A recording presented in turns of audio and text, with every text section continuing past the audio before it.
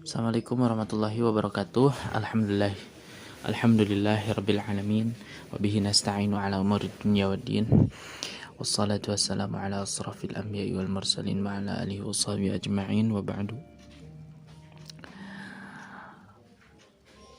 Yang saya hormati dosen pengampu mata kuliah evaluasi pendidikan, yakni Ustadz Muhammad Randi Ramdhani MPD, yang mudah-mudahan Allah muliakan, serta teman-teman sekalian yang sama-sama saya hormati dan saya banggakan.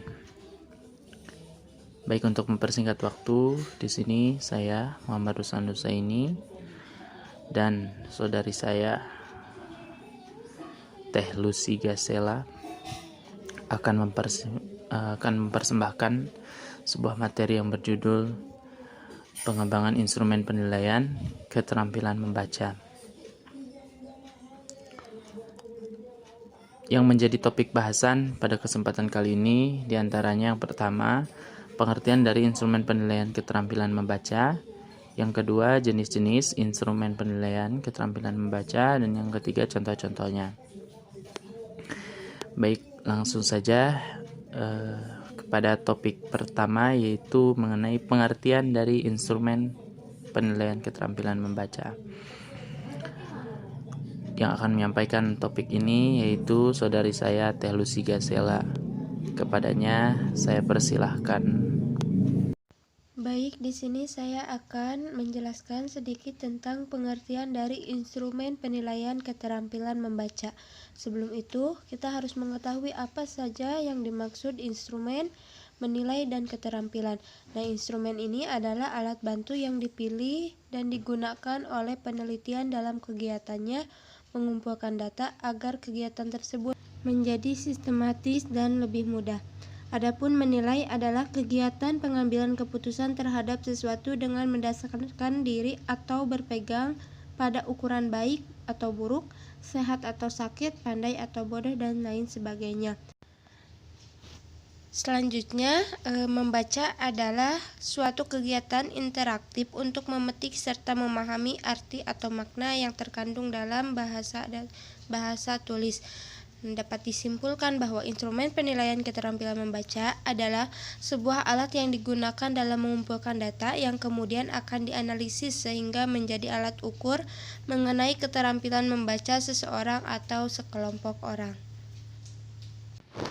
Selanjutnya yaitu tentang jenis-jenis instrumen penelitian keterampilan membaca.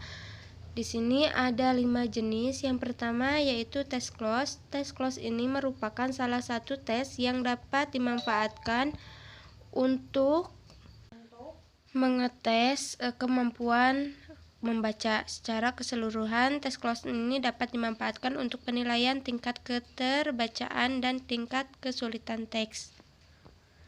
Yang kedua yaitu menceritakan kembali. Teknik menceritakan kembali ini dapat dimanfaatkan untuk mengukur kemampuan pemahaman baik lisan ataupun tulisan.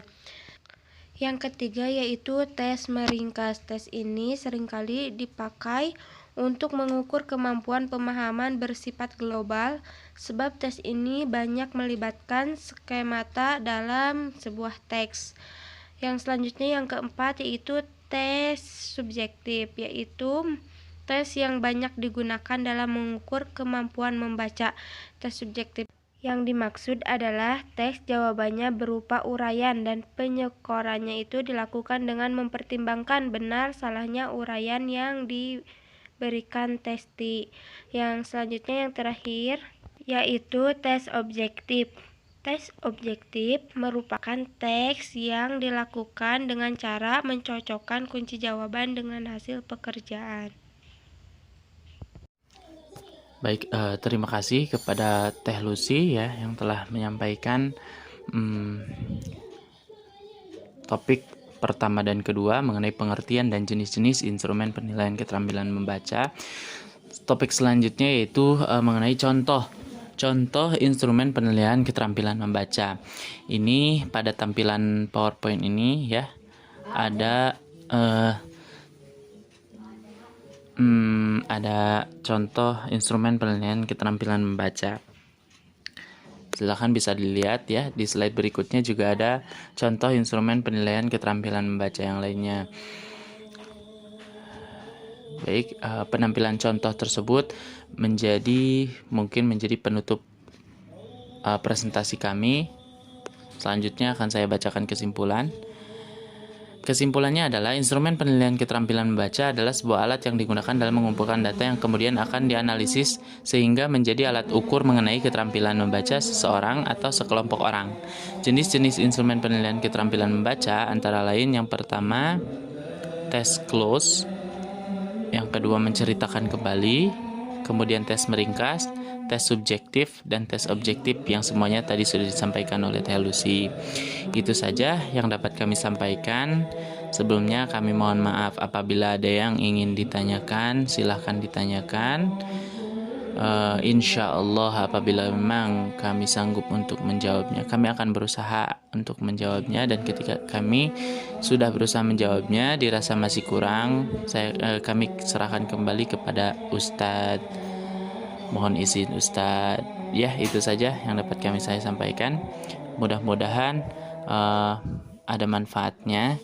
Segala kekurangan dan juga kesalahan dari kami, khususnya dari saya pribadi, mohon dimaafkan. Wal afu minkum. Wassalamualaikum warahmatullahi wabarakatuh.